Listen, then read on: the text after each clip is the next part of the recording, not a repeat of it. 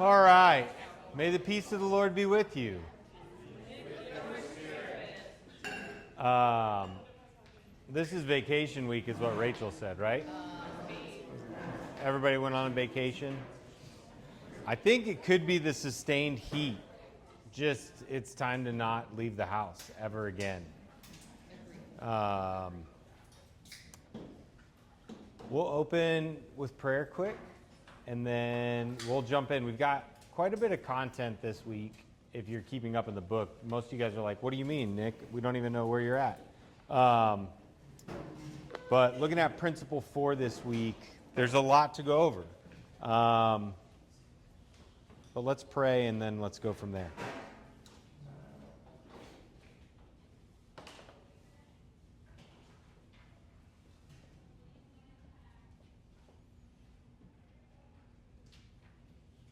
Almighty and eternal God, so draw our hearts to you, so guide our minds, so fill our imaginations, so control our wills, that we may be wholly yours, utterly dedicated to you, and then use us, we pray, as you will, and always to your glory and the welfare of your people, especially our children. Through our Lord and Savior, Jesus Christ. Amen. All right, so who remembers principle number 1? This is week 4, so that was a while ago. What was principle number 1 that we've engaged with thus far?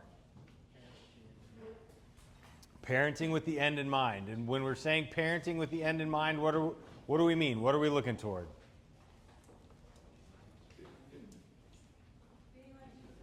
Being like Jesus. Raising kids who are like Jesus, becoming like Jesus ourselves, okay? I felt like that's one of my favorite pieces from this book so far, is just this idea of parenting with the end in mind. Okay, second principle. Who remembers our second principle from a couple weeks ago? Respond, don't react. Nice work. Respond, don't react. How many of you have found yourselves coming back to that second principle in the last few weeks, even as you engage with your kids? Yeah, that one's just been so helpful. There's a lot in that, but what does it look like for me to respond to my children, not to react? And last week, how about our third principle that we've engaged with so far?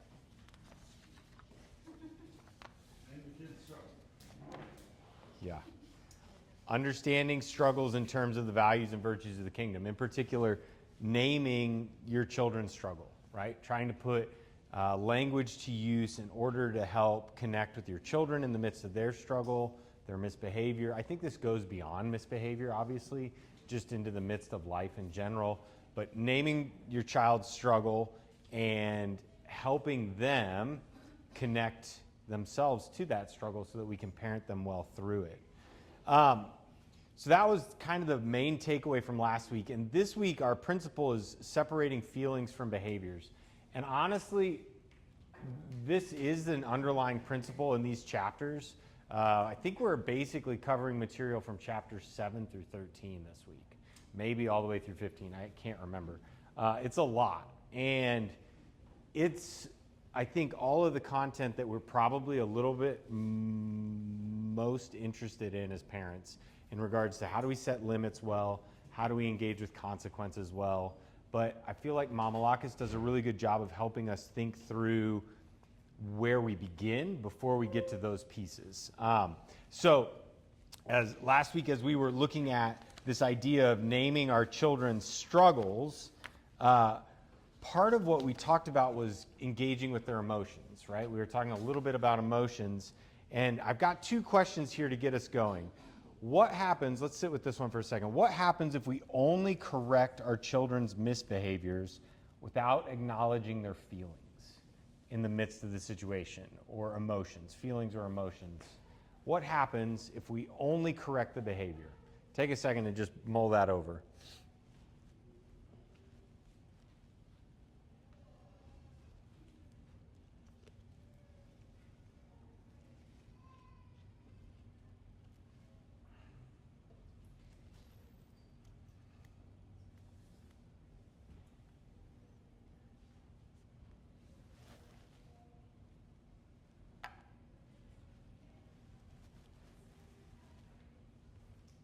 All right, thoughts on that? If we're only correcting our children's behavior, and I guess I could ask this question too. How many of you experienced that as a kid where you were just kind of dismissed forthright? Like, I don't care how you're feeling right now. I've asked you to do this thing. Yeah, okay. So when we do that to our children, I saw your hand up. Yeah, so, I mean, I think you're creating a legalistic home environment, where grace and love is only merited when you do the right thing. Right. Yeah, excellent. Did I see another hand back here? When we only correct the behavior without addressing the child's feelings, what are we doing? I like that. That's excellent. Just getting heavy on the critical, sort of being critical and controlling and not being curious. I feel like I heard that in some of the book and just heard that sort of like being curious about what's going on rather than just. Right. Right. Yeah, there's a lack of curiosity. There's just a desire to kind of control the behavior. It becomes somewhat manipulative right off the bat. It's like, I really don't care what you think. I only care what you do. So it becomes about the child's performance. You're creating this performance-based culture that's detrimental. Now, there are certain moments in time where we may not have the full amount of time that we'd like to have to address the situation as well as we could, and we do just need the behavior to change. Now, hopefully afterward we can come back to that space and address what's happened. What happens if we do the opposite? If we only name our children's feelings without setting limits on their misbehaviors? We can just discuss this one. What happens if you do the opposite? Chaos. Chaos. Why do you say chaos? You're a parent. Yeah. Well, Don't run into the road. What Sure. are you doing? Sure. Yeah. Yeah, but I wanted to. Yeah, Alex. Because you give more authority to letting feelings run who you are, and that's not what feelings are for. That's right. Yeah. Excellent. Excellent. Other thoughts? I feel like they also don't learn how to manage their feelings. Yes. They're missing the connection between like what they're feeling and how to express it appropriately. Yes. That's such a huge part of this, right? Like if our goal is to raise up icons of Christ, then we have to view them holistically as icons of Christ in the midst of the totality of our parenting, which means that we have to acknowledge their feelings, right, and their emotions in the midst of the misbehavior. And if we ignore them, then we're ignoring a huge aspect of who they are. But if we teach them that their feelings can rule us as their parents and rule themselves, then essentially we are not treating them as icons of Christ. Because so much of life is actually acknowledging what you're feeling and getting on with life. Because we don't get to just indulge what we're feeling. We don't get to just sit in the emotions of the day-to-day and say, this is how I feel, as a result, this is what I'm going to do. It's very hard to be a successful human being if that's how you choose to live, right? I think part of raising icons of Christ is helping them see themselves holistically. I've experienced this. It's caused me to feel this. It makes me want to do this thing, but this is the very thing that I ought not to do in this moment. And so I need to acknowledge that I feel this way and move away from this particular thing. That's temptation at its root in many cases, right? So many addictive behaviors that adults struggle with took place back here when their parents maybe let them indulge that feeling or emotion rather than helping them walk through, how do I move outside of this space that I'm stuck in? So any thoughts on that before we get into this next bit? I think that back to the respond, don't react part, Yeah. if we're not reacting and we're responding, where you come from a calmer place, and so it's easier for us to see them. It's easier for us to name their feeling, set the limit, etc. But it starts with like us and where we are. Right. So if we're responding, not reacting, we're automatically like calm and can probably do this whole thing better. Right. Yeah, no, 100% prior. And I think that necessitates that we name our own feeling in the moment, okay? This is what my child's making me feel in this moment. Taking that deep breath and then responding as opposed to reacting. Because so frequently when our kids' emotions are high, at least for myself, my emotions get high. It's just part of being human. We respond or react to one another in kind. Okay, so how many of you have gotten into this section of the book, like chapters 7 and onward? A few of you? Okay, perfect. We're going to spend some time processing through strategies for setting limits, and then we're going to jump into what does it look like for us to help our kids when they push back to those limits, and then lastly, we'll get into some consequences. And I will admit, and I've said this before, this has been hugely helpful for me as a parent, just preparing this class, because sometimes I don't learn things till I teach them. And there's a lot in here that over the last few weeks I've been like, man, I wish I'd known this sooner, and yet I really am working to apply it now. So, strategies for setting limits. Let me ask you guys this. When you find yourself in a situation with your kid, and you think to yourself, I got to set a limit, how does that limit normally come about? When you find yourself setting a limit, have you spent much time thinking about it, or are you flying by the seat of your pants? Like beforehand? Yeah. Like, Even if it doesn't work, we may adjust the limit. okay. Maybe a little more aggressively. Okay. So you adjust in real time? Yeah. Okay. Maybe. Always seems our gut. Yeah. Okay. Mine's usually reactionary, or it's like my mom has said something negative about the kids, and I'm like, oh, I gotta set a limit there and change the shelters or something. Okay. So it's usually like an external something. Yeah. Think to do it. How many of you relate to that statement from Rachel? It's an external pressure that makes you set a limit for your kids. What would some of those external pressures be? This is actually really helpful, I think. Being in public. Yeah. Parents, grandparents. If you're at the pool and the kids wanna do cannonballs right next to somebody who's just sitting there. Yeah. It's like you gotta go over there. Well, you got to teach them that Right. that actually works better. Yeah, the can opener is going to get more than the can opener. Yeah. Other thoughts? Keeping up with like their public expectation of like, oh, your children so well behaved, so like we want to keep that positive. Yeah. Self worship. Yeah. Okay. Yeah. Excellent. I feel like we have, we've like tried to give them a firm limit with like other people's screens, like when they go to the gym or somewhere, to be like, just don't look at anybody else's screen. Because I don't know how else they would understand some of it. Sure. Yeah. So that one's kind of thought out because you don't know what's going to be on someone else's screen. Okay. Excellent. Yeah. I mean, I relate to the parent one. My kids are not growing up the way that I grew up, and yet I'm really okay with that. But sometimes when my folks come to visit, especially, and they let me know in no uncertain terms that the way that my kids are treating things is not acceptable, I'm like, oh yeah, you're right. Really got to set some firmer limits on these things. But I hadn't thought about it, right? I felt like they were meeting my expectations, and that was okay. So you do have to work those things out together. This really is a husband and wife space. You guys need to actually engage with one another when it comes to limits, because Katie and I frequently find that when we set limits, we have different ideas about what the appropriate limit is. And so in that scenario, there has to be give and take. There has to be conversation. You can't do this in a vacuum. If you set a limit as a dad, you have to communicate that you set that limit to your wife so that you guys are on the same page.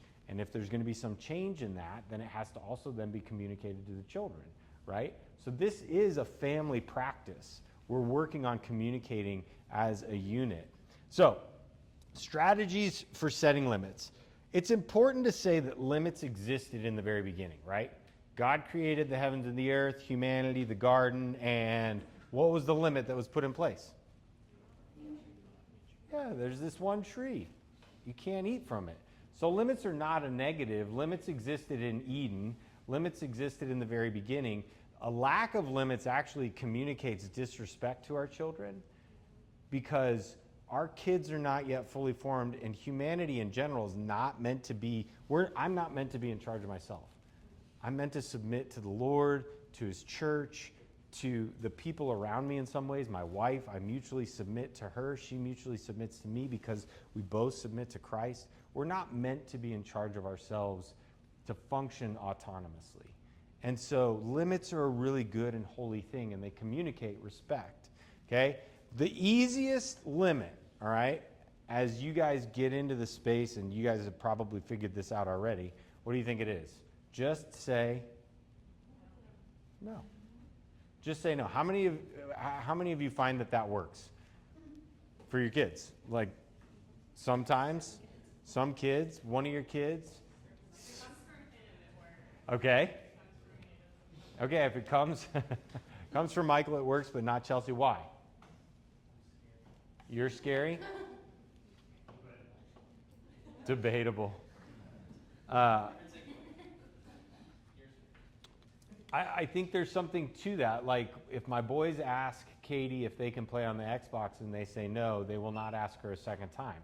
If they ask me if they can play on the Xbox and I say no, they will ask me a second time. And they have learned, sadly, and this is one of the spaces I'm thinking about, how do I do this better, that they can manipulate me through repetitive asking, through constant nagging, right? But it doesn't work on Katie.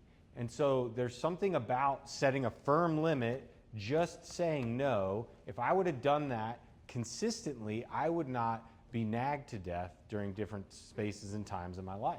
I've brought this on myself.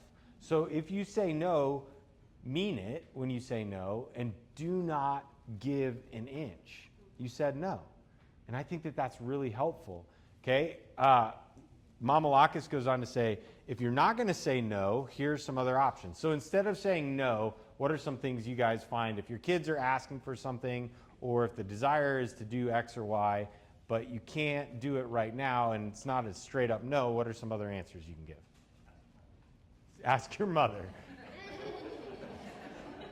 That might be actually an acceptable answer in certain circumstances. It's okay to say, hey, why don't you ask your mom? Because for whatever reason, there may be an appropriate reason for that, but not very often. Not very often. What else could you say instead of saying no? I think it can be really helpful sometimes to like just, trying not to say no. Not for the purpose of not setting a limit, but just like, I don't know, I feel like no can just be like, wow, sometimes. Like in the grocery store, if there's like, we want that toy or we want this, and it's like, no, or just not saying no, just saying that's staying here today, or it's Okay. staying at the store today, or I just had another one in my head of, I don't know, or we're here to get eggs and bread. Yeah. That's what we're here to get. Like, I don't know. You're reframing the struggle. Yeah. Because the struggle is I desire this thing, but that's not the purpose of our endeavor here. Yeah. Yeah. Like still setting a limit, but not saying. Yeah. That's excellent. Yeah. Or even like not right now, or can we talk about this later? Yeah. Like if we're in the middle of something else that needs attention. Yes. Then I think that all of those are acceptable, and I think it's important to be willing to say not yet, not right now, today's not the day, whatever it might be. There's a whole bunch of responses that are not just pushing this particular thing off, but they're creating space maybe for you to engage with it more thoughtfully so you can respond later rather than react in the moment. Because sometimes no can just be a reaction, like, no, I'm not going to do that. And it's okay to say no and to do it well, but maybe you're not prepared for whatever reason. Mama Lacus also talks about this, and I like this. I think you guys probably do this, but he discusses this idea of creating a pathway to yes, especially for older kids who you can have a conversation with. They may desire a particular thing, but we aren't just in the habit of maybe if you're in the grocery store and they want this toy, right? Going back to your example, Brooke. We're not in the habit of just getting our kids whatever they want whenever they ask for it. But you could create a pathway to yes by saying, hey, we've got this list of things that we have to do at the house. If you want to help me with these chores over the next week or whatever it is, then we can come back and we can get this toy. But I think creating a pathway toward that yes, rather than just caving, is sometimes really helpful. Any other thoughts on what you guys might say or what you've practiced with your kids instead of just saying no? I've gotten to the point where I say no and they keep asking, the persistence is there. Yeah. And so I take it one step further and I'm like, I want you to stop asking. Sure. And that doesn't work either. Okay. Well, and part of what you're getting there, is the pushback, right? Which we'll get to here in a second. And then if that continues, at some point there has to be a consequence, right? There has to be a consequence, because part of what's being demonstrated is a willfulness toward that disobedience that we're trying to help our kids move past, because as they learn to obey us, they become more attuned to what does it look like to obey the Lord. And the Lord asks particular things of us. In particular, he asks children to obey parents. So the third strategy is giving directions and instructions. So I think just helping your kids engage with this task that you've asked them to do, and they're struggling with it, right? But you've set a limit already, and you want the limit followed through on. So now what does it look like to help them actually succeed in achieving the limit that's been placed before them? Sometimes, even as my kids become more capable, I will give them a task, and sometimes I won't realize until they've been struggling for a while that they don't actually know how to do what I've asked them to do yet. And so just sitting down and engaging with them, even when it comes to some of those things that are more difficult, like the desire for a toy in the store, that request, that constant request, giving instructions and directions about how we behave ourselves before we get into those situations is going to go a long ways too. That's one of his he's got further down here. But thoughts on that? Have you guys experienced that working? I know we have a lot of younger kids in this group, so sometimes that doesn't work. But with you guys with older kids, do you find that that's helpful, making sure your kids understand what's being asked of them? Yeah. Yeah, like with my kids, they can't, like, if I'm just like, clean up the house, they cannot do it. Right. I have to tell them the list of things and where to start, what they have to start with. It's even great if they have something they can check off. Mm-hmm. You know, they have to have like really good direction. And the same thing, like if Jordan and I walk away from our children without first giving them directions on how they're supposed to interact with each other, they will immediately hurt each other. I don't know why. They can't stop touching each other. And so like before we leave the room, I'm started, okay, Jordan, I will not touch my sister. He has to repeat it. So like giving them those directions, they seem to be able, they can do it. And you're in tune with your kids' needs there, right? Like that's not going to be the need of every set of kids in the room, but you have paid attention to your kids well enough that you're actually able to help them by giving them instructions and directions. That's like the diligence of parenting that's required of us, is do we know our kids well enough to help them with the situations that they find themselves in?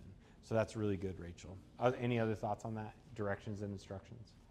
Yeah, Rachel, kind of similarly, like my oldest son, for example, his chore is to sweep our floor. So he came up to me and said, "Hey, Daddy, am I doing a good job?" And I looked and no. Instead of just going, "Hey, Rosa, this is such," okay? Yeah. I broke it down, but hey, buddy, why don't you pay attention to this area just a little bit better? Yeah. Thank you for what you're doing. Yes. Why don't we improve a little bit here? Keep up the good work. That's right. That's right. You got to do it almost every time. My kids have been vacuuming and dusting and doing their own laundry and all these things for several years now, and yet still I have to, when they're in the middle of vacuuming, I have to be like, hey, you missed this spot. And I have to remind them, if you come at it this way, you're going to get that spot, right? You just can't go willy-nilly. It takes practice. And so it's that training piece. Good. And number 4 is basically the same thing that we're discussing, just written in another way. Break the task down into smaller steps, right? When you say clean the house, what does that mean? Break it all down into smaller steps. How do you actually help them engage with things? So if they're struggling with the misbehavior of not cleaning their room, or whatever the chore, task, or piece of the puzzle that you've asked them to engage with, make sure it's attainable. Make sure they can actually do it. And maybe you do it over the course of a couple of days, right? Like if they have to clean the bathroom, one day is their toilet cleaning day and one day is their bathtub cleaning day. I don't know. Yeah, go ahead. Which makes all sense in the world, because like I think about when I think I need to clean the whole house, Right. I just get paralyzed by it. Yes. And so I myself, of course, have to break it down and like make myself a little list or whatever. So it only makes sense that Yes. kids would feel even more overwhelmed. Right. How many of you make lists? How many of you are list makers?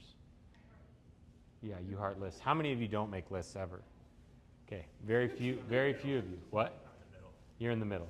Yeah, I was just curious. I think most of us make lists. Some of us keep running lists in our head. I know Daniel makes lists. They're just maybe all in his head. I know what you're doing with this house project. You're not just running blind. Maybe you are. Now we're going to have a conversation. But I think we have to make big tasks manageable, even as adults. And so part of what we're doing with our kids is we're helping them succeed later in life. And I think that that's really beautiful. We don't always see it that way, but that's exactly what's happening. You know, they will be better prepared for working with someone who has given them a job and told them what to do, if they can break it down into smaller tasks for themselves so that they can then succeed. Okay, going back to a little bit more kind of the behavior management side of limitations, and we've done this one our entire parenting career. I don't know who taught it to us or if it was just like natural instinct, and maybe you guys will feel the same way, but give 5-minute warnings. That has been a lifesaver for us. Whenever we are moving toward the time where we have to end doing something pleasant or begin doing something unpleasant, 5 minutes. We're going to do this thing in 5 minutes. Dinner time's in 5 minutes. We're going to brush teeth in 5 minutes. You know, like whatever that thing is, give that 5-minute warning, because it is helping your child prepare themselves for whatever emotions and feelings they might encounter in the midst of this potentially unpleasant situation, leaving something fun, doing something difficult, whatever it might be. Thoughts on that? How many of you guys do that? That feels kind of straightforward, but I was surprised talking with some friends recently. None of them had ever done it. Yeah, Greg. You still do it with your kids? Yeah. Yeah. Sometimes it's a bigger amount of time. I do it every stinking Sunday. I do a countdown starting in about 30 minutes before we have to leave, because my kids still love coming. This is what I love about Old North Abbey. I have to be here for 2 services. I have to be here early. My kids love coming to this church so much that they come before the first service and stay for both services much of the time, because they love all y'all and all y'all's kids. It's really pretty beautiful. But now that they're getting older, it's harder to get out the door on time. So we start that warning sooner. We're going to leave in 30 minutes. Or, hey guys, you got 5 more minutes before we have to leave. Whatever it is. How about you guys? It Yeah. helps so much. Yeah. Like, I mean, if you don't do that, like I mean, we've all had our kids who just like throw a crazy fit when you're like, time to go, and they're just like, nope, we're gonna die. Yeah. Like, it helps so much. If you just give them 5 minutes and then you just always leave at that time, within a couple weeks they will do it. Yeah. It's amazing. Yeah. That's like my favorite thing. That It's really straightforward. Time. It's just like help them prepare. Yeah, excellent. Okay, 6 through 10 here are kind of collaborative. These are limits you can set with your children. And I actually think these might be for some older kids, but I was processing through it this week. I think you can do several of these with your younger kids too. But number 6 is giving choices. And this is really an age-appropriate thing, right? You can give choices to your kids when they're really little, and you can give choices to your kids when they're ginormous, like Cademan. And all you have to do is kind of engage with their hearts. Okay, the task that has to be accomplished is the lawn needs to be mowed, all right? You have a choice. This is the weather this week. Monday it's going to rain, Tuesday it's going to be this hot, Wednesday it's going to be this hot. Has to be mowed in those 3 days. When do you want to do it? All right, they'll pick a day. What time of day do you want to do it? So we set the limit together. They know what they have to do, but we then go through the process of creating that limit together through choices. We eliminate choices, we set some choices. It's a collaborative process like number 7. Can you guys think of how this can work with younger kids, toddlers? Yeah, Abby. I think probably at like 3, when, especially if they don't want to go somewhere or do something, whenever, I don't always remember to do it, but whenever I remember like, hey, you can either walk or I can carry you. But it's like, you're showing them they're going Yeah. one way or the other, but you've given them the option. Yeah, excellent. I think it's really Excellent. We're leaving. You can walk or I'll carry you. Straightforward, simple, a choice. Excellent. Other thoughts on that? Yeah, I liked your toothpaste flavors. I'll quit going back to that. But you've got choices, right? He doesn't like the process, but you created choices for him. Other thoughts? I feel like we do that all the time. Okay. Here we go, he's 2.5. Like just getting in the car seat, it's like, you can climb into your car seat or I'm gonna move your body for you. Does it help? Yeah, What does she typically choose? she moves her body herself because Yeah. she doesn't want you to do it. Yeah. Yeah. Excellent. Which is probably what you want in general. You want her to be doing it, but there's this process of, oh, she's struggling to do it now, so here are the two choices she has so that she can do it now. Excellent. We often shoes, and my brother shoes, and so she knows the choices we ask her to put them on, and if we have time, it's hey, if we don't do it, I'm gonna have to do it for you. Yeah. Yeah. That's exactly it. She's got a choice. She can do it now or you can do it now. But the limit is now because we have to put the shoes on. So the choice is, do you do it or do I do it? The other way you could get rid of that is by eliminating choices and just having one pair of shoes. She is a girl. Yes, excellent. Okay, collaborate. That one's pretty straightforward, but I do think it's helpful to set limits together. We've done this a lot with our kids when it's come to technology, and with my daughter, especially as she's gotten into, she's 17, she's moving into a space where when she turns 18, we won't set those limits for her. And so we've done a lot of collaboration together these last couple years. I check in with her a lot. How do you feel like you're doing with your phone here? How do you feel like you're doing? The really hard one is online shopping. How do you feel like you're doing with spending time shopping online? And we have these conversations and we try to collaborate on what does it look like to create healthy limits and boundaries. And I don't know that we've succeeded, but we're trying to do that hard work together because I think we have shared goals. She has a shared goal with Katie and I in that we don't want to be controlled by our technology. We want our technology to be something that we use thoughtfully, but we recognize the challenge that it is. So that's something that I think you can start young. Invite your kids into the process of becoming icons of Christ. Make sure you're telling them why the limit exists, especially if it's a matter of the virtues and values of the kingdom, right? Yeah, it's hard to turn off the television right now, but we've watched an hour and we want to make sure that we're not shaped so much by these things. We want to be shaped by these other things. And kids get that. I think that that's one of those things where even at a young age, kids understand that external forces have an internal impact. They can articulate and feel that pretty young. Any thoughts on that? Number 8 is brainstorm solutions. And these are all very similar, but I think one of the things that we were struggling with, say with certain chores, was they just weren't getting done. And so we just processed together, what's the solution to actually getting this done? Somewhat like the lawn mowing, but they were more regular chores, and so we needed it to happen faster. So Katie and the kids just wrote down a list together. This is when this chore gets done on this day, this day, this day. And it's been pretty magical. For the most part, they do a wonderful job. They get their chores done on time, and neither of us have to nag. But that we had to brainstorm some of that together.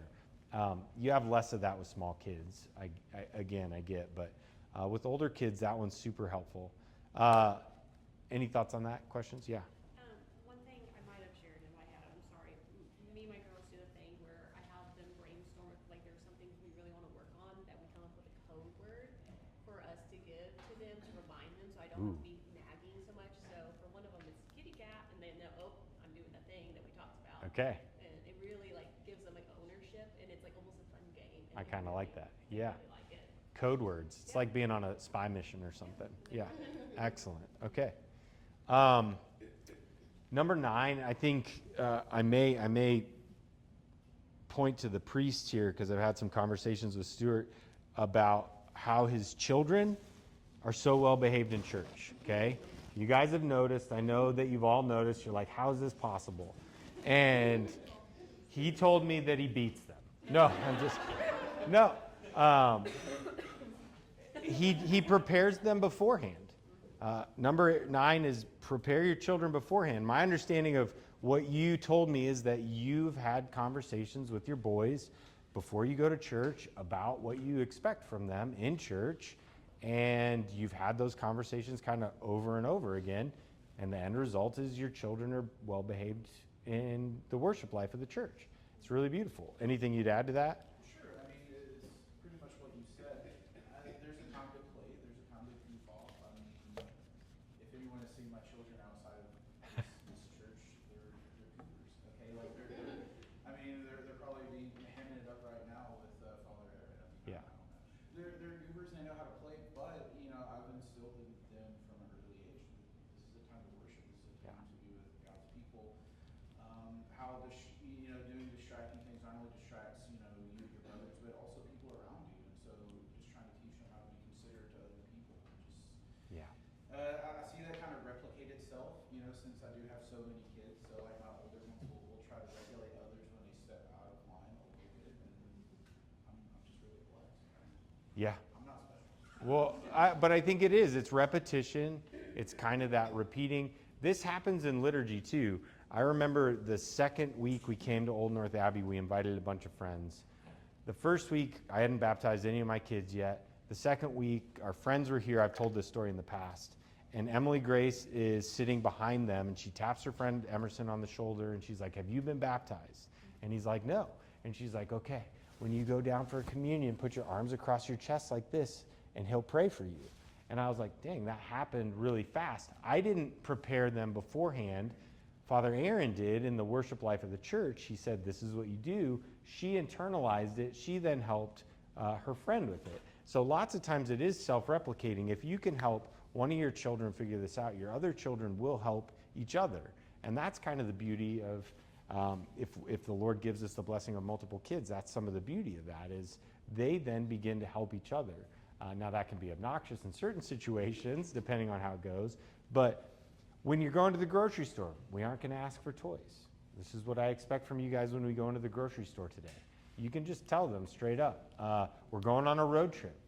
These are the things you can do while we're on this road trip. These are the things you may not do. Whatever it is, helping them so that they actually know it's appropriate is a really good gift, like to them. It's respecting them as icons of Christ, because so much of being a kid is not knowing. You just sometimes don't know what's appropriate and what's not. And if you as a parent set a firm limit and stick with it, that's a good gift. So, and then number 10, I think this one's really crucial, is follow up with them afterward. So if you talk to your kids about behavior in church, then you want to check in with them afterward and be like, how was church today? And let them, I do this in coaching too with soccer. Halftime rolls around, I'm like, all right, boys, what did we do well that half? Kids know, and you process together, then you affirm what they did well, and then you articulate, you did really well here. Here's some of the stuff we're going to work on next Sunday, or whatever it is. Next game. Next time we empty the dishwasher, we're going to work on this. Whatever that piece is, you've got an opportunity. That respects them, again, as an icon of Christ, because you're engaging with them holistically in the process. How many of you have had a job where you never get any feedback whatsoever? Those are the worst jobs in the world. Like, to be in a job where you get no feedback is just petrifying, because you don't know if you're doing a good job. You don't know if you're doing a bad job. Part of what we want is to have good feedback. This was done well. You can improve here. I'm committed to you in the process because I love you. You're my kid, right? Like, that's how that goes. Any thoughts on all that? How many? Yeah, go ahead. I was just gonna say, when we first started, I was like, sometimes I have to check myself and like figure out boundaries in my own head of, I don't know if this is the right word, but like not being, like using my no appropriately and not saying no too much Sure. to all the things. Sure. And like, just navigating that in my head. And sometimes I struggle with like, I just said no to that, but do I really care? Like, Right. Right. Like, I don't, so like, sometimes going back and not, and being like, actually, that's okay. I don't know, like, I struggle with that in my head of sometimes Yeah. And setting limits that I don't really want to set. well, sometimes we set limits just because we don't want to deal with our kids and parent them well, right? Like, because sometimes our limits are arbitrary and not actually well thought out. And I'm not saying that that's wrong, because sometimes life requires an arbitrary no, because you're in the midst of chaos and no is the easiest answer right now. Now, other times you want to make sure that you think through your no. And I think that that's where the collaborative process with your spouse is really important. You guys just got to spend some time thinking through things together. Yeah, Michael. To Everybody. Said, does it come across? Is it bad if you say no? Like for instance, I said to Judah literally before we left, I cooked this food. You're gonna eat this food. You know, I think we all know where we're going with this. And he did not eat that food. And then I was like, that's the food. There's no more food. And then right as we were leaving, I was like, I don't really care. Go get a yogurt out of the fridge. Is that so I set a limit, and then I said, actually, I don't even really care about the limit. I don't even know why I set that limit to begin with, and so I went back on the limit. Well, that's a hard one, right? Because part of what you said no to is the experience of a natural consequence. And sometimes, he talks about this in the book, sometimes natural consequences are the most powerful teachers. Now, is it wrong for you to feed your child something else if they don't like what you prepared? Not necessarily. But if you do that regularly, you know what you set yourself up for? Really picky, obnoxious kids. Like, I'm sorry, because on some level, the rest of your life is now, oh, my kid won't eat that when you go to somebody else's house. You have to be the person that brings hot dogs and pizza wherever you go, because your kid won't eat vegetables and mashed potatoes or whatever's prepared. Now, if any of you are in that boat here, I love you, and the Lord has grace for you, and your kids will grow out of it. But it is a challenging situation, right? Like, that's a really challenging situation to set yourself up for. So the natural consequence of Judah being, was it Judah, you said? Judah being hungry because he didn't eat his dinner, and that was the option. It's okay to say no and leave it there. He will eat dinner next time, right? Like, that's kind of the challenge you have to wrestle through. That's not being a bad dad to say no and stick with that no. You weren't a bad dad to feed your son a yogurt because he didn't eat the meal either. But you do need to think through, okay, what do I want to do in my kid's life? Because so much of the time it might be that he only has that one thing to eat. You know, later on in life, when he can only afford that one thing or whatever else it is, he'll be like, my dad taught me how to do this. This is hard. It's not my favorite to eat the food that I don't like to eat, but it's what I can afford. It's what's in my budget. And so now I'm going to eat it so that I can save money here. Like, it's compounding, right? As we think about these things. Yes, sir. How important do you think it is to consistently explain the why behind things? Because I think growing up for me, and this can be like an open question for everybody, but like growing up for me, it was always because I said so. Yeah. And I think I could have done with a lot of explanation, but at the same time, I feel like I understand why parents do that, because it's like, I want you to respect that I asked you to do that, and that's all you need to know. Right. So. But I think if you can say, hey, the reason that you need to do this is because I asked you to do it, but I'd also like to help you understand why I asked you to do it, that's going to create a lot of connection between you and your kid in a way that just because I said so won't, right? So like, I think it's okay to say because I said so, but make sure you also follow up with, but this is why I said so. Because I love you, and I recognize that if you're willing to engage with these things down the road, it's going to help you as a human being. Any thoughts on that? To Jared's question, it's a great question, Jared. I think some of it's adult now. Yeah. Lenora is at a stage where, for a long time it was just, hey, don't do this or do that. And she was a pretty obedient kid, but she'd do it. And then she started pushing the boundaries. Yeah. And quickly realized, like, oh, if I just explain it to her, she's very logical. She's like, oh, Yeah. that makes sense. And then she helps us a little more. That's right. Solve things we said. She That's right. goes, this isn't good for us. Abram isn't there yet. Yeah. And it's like, you just need to do what I say. That's right. He doesn't get it. And so different kids in developmental stages. Right. Have Ye- someone in the door right now too. Yeah. I was like, well, yeah, you could reason with her, but not Nora. Yeah. Not yet. My favorite things is when Myra does, when we do explain those things, we almost always explain them. She'll always ask why. And then she'll just answer the question for herself sometimes. Sure. Like it doesn't, it's rewarding to have those, like to not just say because they said so. Now sometimes that's just the rule, don't run in the street, you, stop. Yeah. When they say to. And those are places that explain it to also, but. Right. Yeah, I mean, why do we not light gasoline on fire? Because it's dumb. You know, there's some things that are straightforward. We need our kids to understand. But other things have broader consequences that we're going to need to engage with them at a different level of depth when they can understand it and engage with us. Okay, flip over. I'm gonna let you guys think through pushback stuff for yourselves. I've got this sheet. Let me just mention this quick, and feel free to use it or not use it. But I threw this thing together thinking, oh, you guys could write down some different pushback scenarios you engage with, and then possible consequences for those pushback scenarios.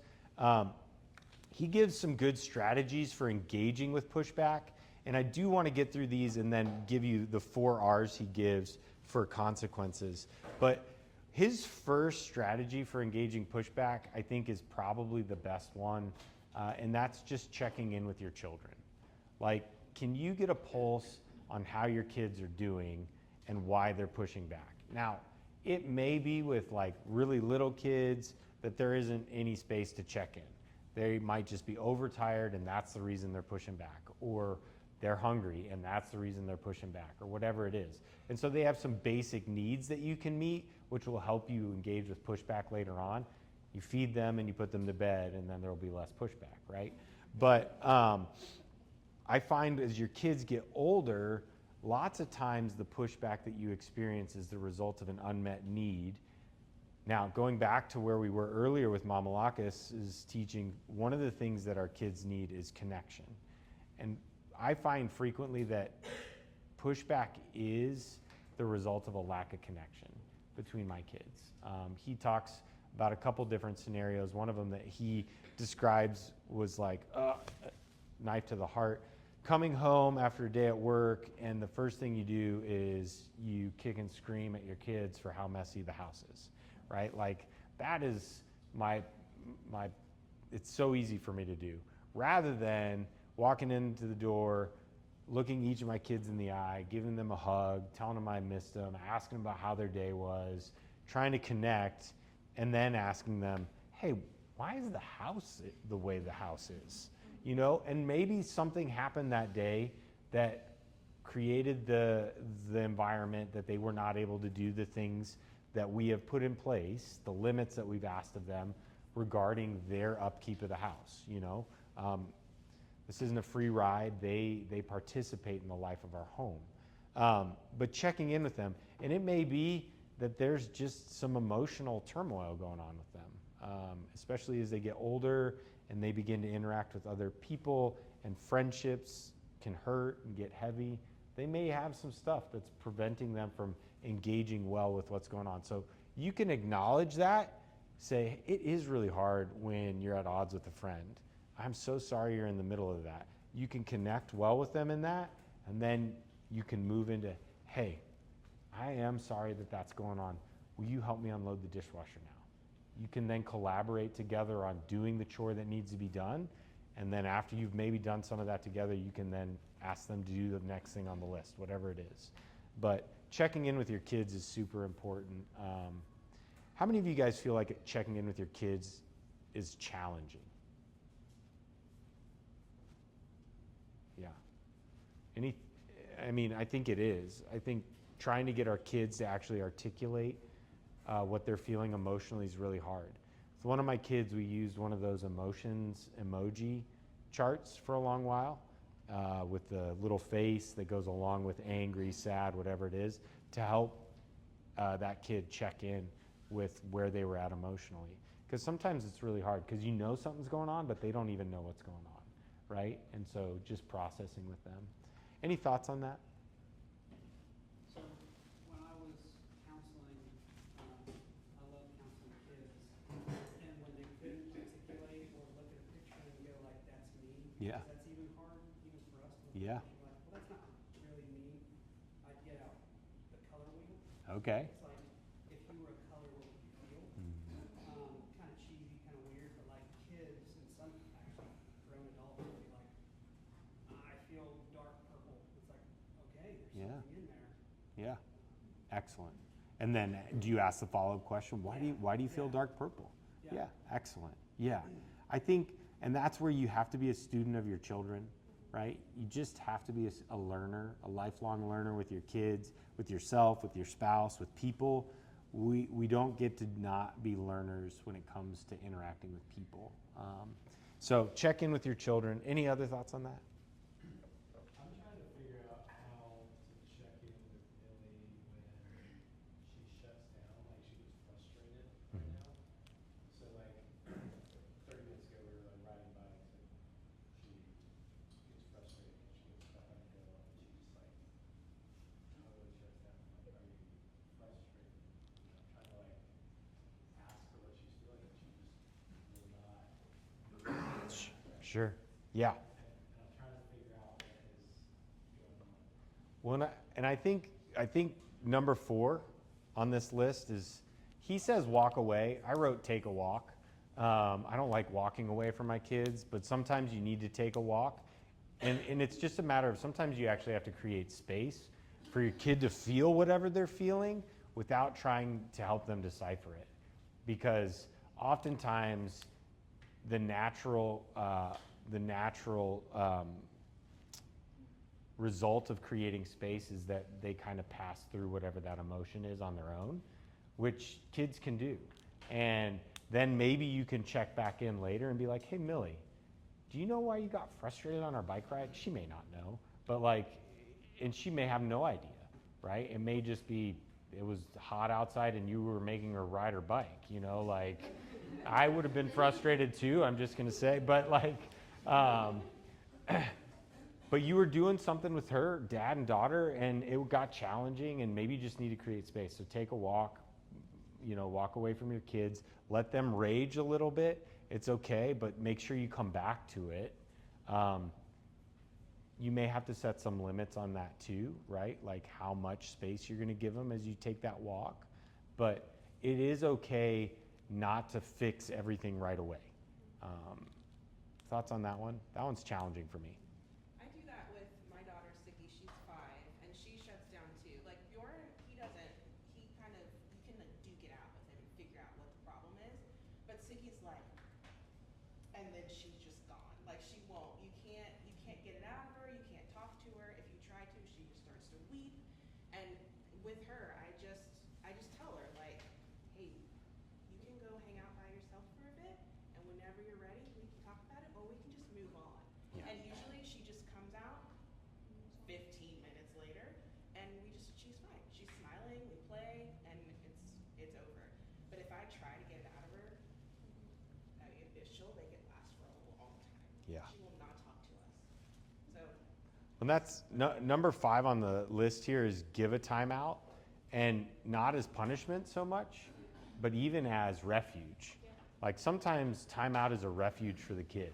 Sometimes it's just a good idea. How many of you guys give yourselves timeouts? You've got that place that you go to when you need a hot minute, and I don't know what you do. You smoke your cigarette or you drink your beer. Maybe you pray. That's what you do. But yeah, you need that space. You read a psalm, whatever it is. And I think giving kids timeouts is really valuable for them. And sometimes we need a timeout too. And so I think there's oftentimes when pushback is at its peak, you can just say, hey, we're not going to fight right now. I'd like you to go into your room. I'll come and get you when your timeout's over. But go ahead and just relax or whatever it is. Don't even give them a number. Just say, I'll come and get you.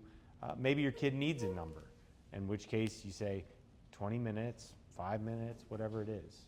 But giving a timeout. is a really healthy thing to do. 2 and 3, let's do these real quick. Oftentimes with pushback, it's best, and I've seen this a lot, do nothing and keep limits firm.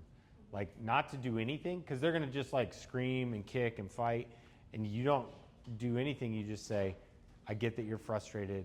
I've asked you to do this, and then you walk away and you wait and see what happens, right? Because part of what we're doing is we're helping our kids deal with their own emotions, their own kind of internal responses to authority, to am I obedient? What does it look like to obey? All of those things. And we need to give them space to do that.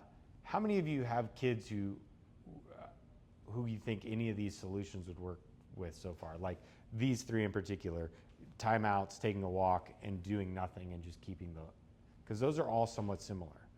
Yeah. I have 1 kid who that works really well for, 2 who don't respond quite as well. I think you kind of got to feel out, what are your kids going to be like? What do they need? With the checking in with your kid, I also think about walking towards them. Like number 4 is walk away, but sometimes you gotta walk towards them and just be with them. And that's the first one, right? Yeah. Like that's your first response, is to check in. I think that that's really important to say out loud. Like that's probably your first response if you think I can do that. That we want a heart posture of moving toward our kids first. I like that prior, as opposed to turning our backs to our kids. But if that's not going to work, these are some other options in your toolbox. Number 3 is describe the process. And I found this one to actually be really helpful, especially with a couple of my kids, because sometimes inertia is the biggest limiting factor to doing life as a kid, right? Like you just don't want to do it, so it's hard to get started, and so you push back. And just acknowledging, actually, I really hate cleaning the toilet too. I know that it's hard, but I've asked you to clean the toilet. I think once you get going, the rest of the bathroom is going to be pretty easy. But let's go ahead and get started and go on from there, right? Sometimes it's just that pep talk, like, I don't like doing these things either, but I do them because this is part of what it means to live in a home. What? I don't like doing these things either, so it's your turn to do. I still do them. Like I still do them, but they're taking some of the load, which is nice, you know. Discrepancy does talk about like why pushback is hard, because like you set the limit and then you have to push back, so it's like you're dealing with 2 separate things. Yeah. With them not like respecting the limit, and then you're dealing with them pushing back. So That's right. it helps explain why it's like pretty draining to Yes. push back. Yes. Well, it's just exhausting because it's relational disconnect, right? Like pushback is essentially, we're not firing on all cylinders. My kid is openly and actively rebelling in some way, and it's just not what we got into parenting for, right? We got into it for the snuggles. So I'm going to wrap us up here pretty quick. Let me give you this list, and then we'll come back to consequences next week as we talk about, we're going to talk about the joy of obedience and repentance next week. And I think we can engage with consequences a little bit as we look at those 2 things. But he gives 4 really helpful R's for giving consequences: related, respectful, reasonable, and revealed in advance. Related, respectful, reasonable, and revealed in advance. Again, that's for an applied consequence. A lot of consequences are just natural, right? You didn't eat your meal, you're going to be hungry. It's okay for him to learn that way. I asked you to bring a jacket, you didn't bring a rain jacket, you're going to be wet now because it's raining. It's just a natural consequence you'll learn from. I am really bad at natural consequences because I dislike discomfort, so I try to shield my kids from natural consequences, which means I have to do way more applied consequences, and it might be easier to actually just engage with some more natural consequences, let them learn by failing in certain ways. But if you're going to give an applied consequence, having it be related to the specific misbehavior is helpful. I actually find this extremely difficult to do in certain instances. If it's screens or, I don't know, some of those, that's easier because you're like, well, you wanted to play Xbox, but you didn't do the thing that I asked, so no screens. I don't know. But sometimes finding a related consequence feels challenging for me. So Mama Lacus is big on that. I'm not so big on that. I think kids are able to put 1 and 2 together and make 3. They recognize that they did this thing and this consequence is the result. They're not really related, but I made them related because they did this thing and this is the resulting consequence. Kids aren't dumb. So related if you can do it. Respectful though, I like this idea of having respectful consequences. Not rooted in anger, not just punitive or punishing, going back to that word, right? But respectful. I'm trying to raise an icon of Christ. They're a human being who maybe has no idea how to do this thing that I'm asking them to do. How do I give them a respectful consequence? How do I make it reasonable? Okay? I think, how many of you got super unreasonable consequences when you were kids? What was the most frequent consequence you guys remember getting? Get out of the house, don't come back. Okay. Okay. That one's not reasonable. That one's interesting. All right, I like it. Just get out of the house. Go back on it. Yeah. Okay. Get out of the house. That's different than probably a lot of people. Mine was you're not leaving the house, right? You're grounded. Just So, pack up your stuff and go. okay. Wild. Rachel, that's intense. I'm sorry. Yeah. Others. How about you guys? Wash my mouth out with soap. Like Okay. soap. Yeah. I hate that we yeah. What's your favorite brand? Ivory, biodegradable.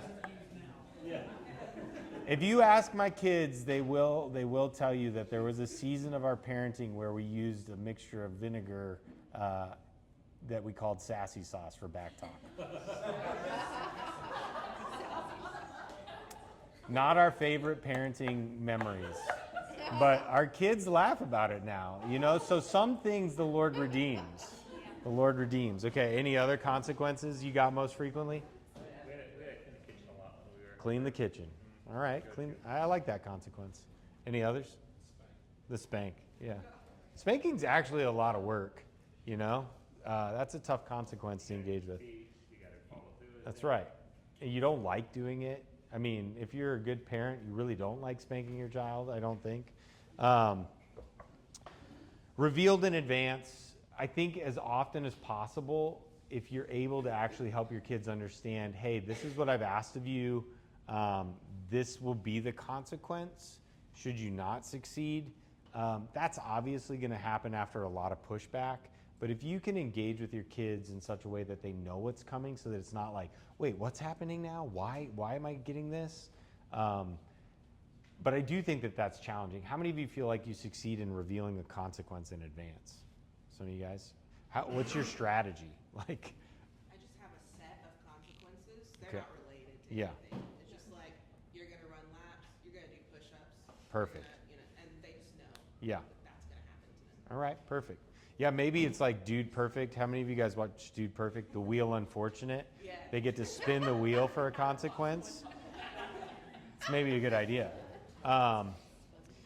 Okay, we'll come back to these next week. Guys, thanks for hanging with us for 5 weeks in the heat of the summer. I hope this has been helpful. We did just go through like chapters 7 through I think 13 or 15, I can't remember, in the book.